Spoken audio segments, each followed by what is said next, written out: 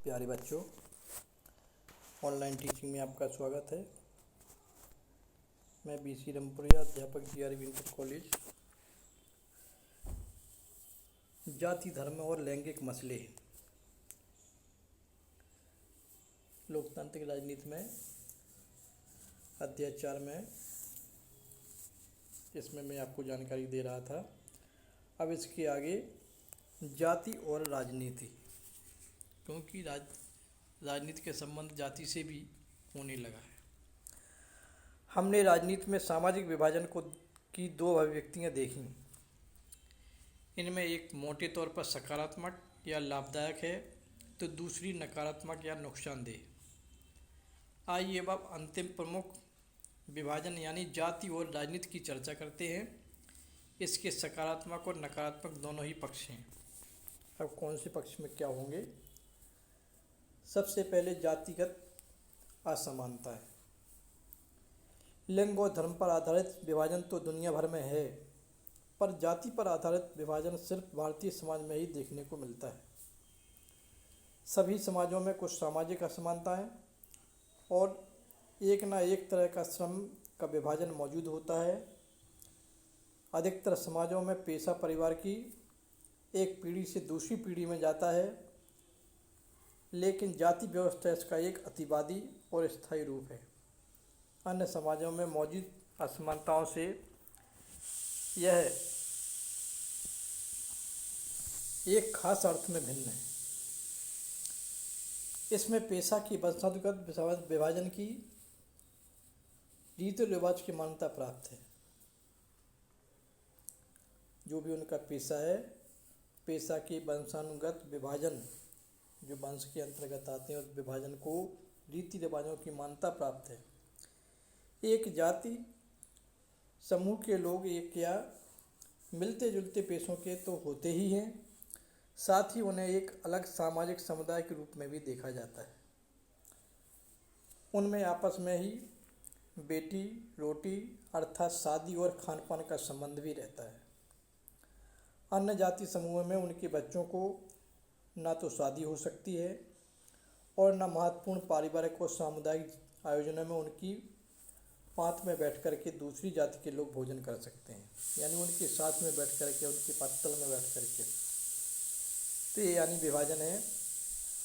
अब इसके बाद है वर्ण व्यवस्था। अन्य जाति समूहों से भेदभाव और उन्हें अपने से अलग मानने की धारणा पर आधारित है। इसमें अत्यंत जातियों के साथ छुआछूत का व्यवहार किया जाता था। इसकी चर्चा हमने पिछली कक्षा में की थी। यही कारण है कि ज्योतिबा फुले, महात्मा गांधी, डॉक्टर अंबेडकर और पेरियार रामास्वामी नायकर जैसे राजनेताओं और समाज सुधारकों ने जातिगत भेदभाव से मुक्त समाज व्यवस्था बनाने की बात की और उसके लिए काम भी किया। इन महापुरुषों के प्रयास और सामाजिक आर्थिक बदलावों के चलते आधुनिक भारत में जाति की संरचना और जाति व्यवस्था में भारी बदलाव भी आया। आर्थिक विकास, शहरीकरण, साक्षरता और शिक्षा के विकास, पेशा चुनने की आज़ादी और गांव में जमींदारी व्यवस्था के कमज़ोर पड़ने से जाति व्यवस्था के पुराने स्वरूप और वर्ण व्यवस्था पर टिकी मानसिकता में बदलाव आ रहा है। शहरी इलाकों में तो अब ज़्यादातर इस बात का कोई हिसाब नहीं रखा जाता कि ट्रेन या बस में आपके साथ कौन बैठा है, या रेस्तरां में आपकी मेज़ पर बैठ कर के खाना कौन खा रहा है। खा रहे आदमी की जाति क्या है। संविधान में किसी भी तरह के जातिगत भेदभाव का निषेध किया गया है। संविधान ने जाति व्यवस्था से पैदा हुए अन्याय को समाप्त करने वाली नीतियों का आधार तय किया है। अगर 100 साल पहले का कोई व्यक्ति एक बार फिर भारत लौट करके आए तो यहाँ हुए बदलावों को देख कर के हैरान रह जाएगा। बहरहाल समकालीन भारत से जाति प्रथा विदा नहीं हुई है। जाति व्यवस्था के कुछ पुराने पहलू अभी भी बरकरार हैं। अभी भी ज़्यादातर लोग अपनी जाति या कबीले में ही शादी करते हैं। स्पष्ट संवैधानिक प्रावधान के बावजूद छुआछूत की प्रथा अभी पूरी तरह समाप्त नहीं हुई है। जाति व्यवस्था के अंतर्गत सदियों से कुछ समूहों को लाभ की स्थिति में तो कुछ समूहों को दबाकर रखा गया है।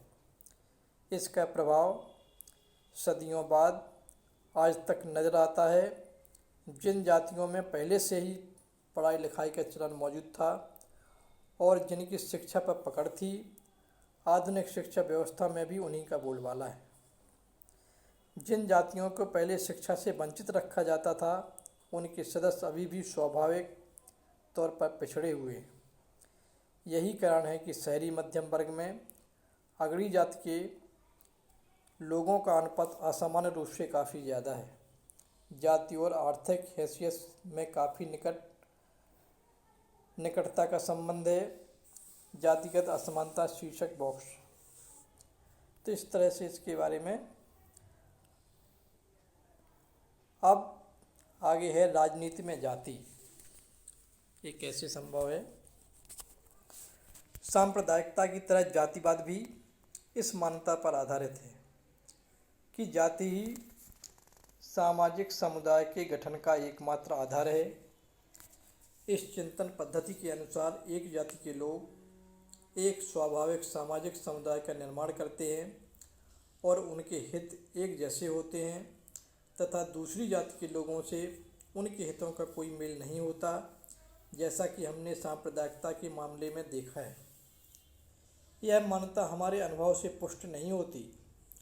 हमारे अनुभव बताते हैं कि जाति हमारे जीवन का एक पहलू जरूर है, लेकिन यही एकमात्र या सबसे ज़्यादा महत्वपूर्ण पहलू नहीं है।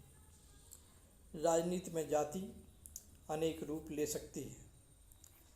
जब पार्टियां चुनाव के लिए उम्मीदवार के नाम तय करती है तो चुनाव क्षेत्र के मतदाताओं की जातियों का हिसाब ध्यान में रखती हैं ताकि उन्हें चुनाव जीतने के लिए ज़रूरी वोट मिल जाए। जब सरकार का गठन किया जाता है तो राजनीतिक दल इस बात का ध्यान रखते हैं कि उसमें विभिन्न जातियों और कबीलों के लोगों की उचित जगह दी जाए। तो इस तरह से ये जातिगत असमानता।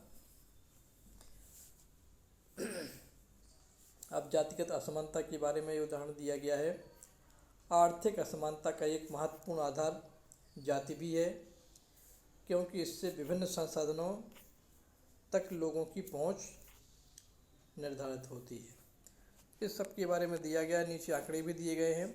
गरीबी रेखा के नीचे जीवन बसर करने वालों का प्रतिशत 1999-2000 का आंकड़ा दिया गया है। अनुसूचित जनजातियाँ, अनुसूचित जातियाँ, अन्य पिछड़ी जातियाँ, मुसलमान अगड़ी जातियाँ, हिंदू अगड़ी जातियाँ, ईसाई अगड़ी जातियाँ, ऊंची जाति के सिख, अन्य अगड़ी जातियाँ। तो इसमें सबसे पहले अनुसूचित जनजातियाँ दी गई हैं। एक ग्रामीण स्तर पर 45.8%, शहरी स्तर पर 33.6%। अनुसूचित जाति ग्रामीण स्तर पर 35.9, शहरी स्तर पर 38.3। इसके बाद में अन्य पिछड़ी जातियों में 27% ग्रामीण, 29.5% शहरी। मुसलमान अगड़ी जातियाँ इसमें 26.8 ग्रामीण में और 34.2 शहरी क्षेत्र में। हिंदू अगड़ी जातियाँ 11.7% ग्रामीण क्षेत्रों में, 9.9 शहरी क्षेत्रों में। ईसाई अगड़ी जाति 9.6 ग्रामीण, 5.4। इस तरह से आंकड़े दिए गए हैं। ये सब के आधार पर अब इसमें जानकारी ले सकते हैं।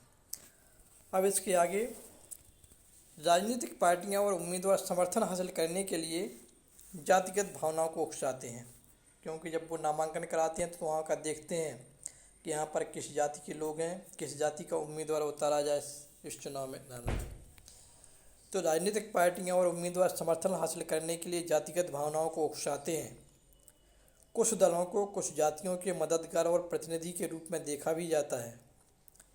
सार्वभौम बायस के मताधिकार और एक व्यक्ति एक वोट की व्यवस्था ने राजनीतिक दलों को विवश किया है।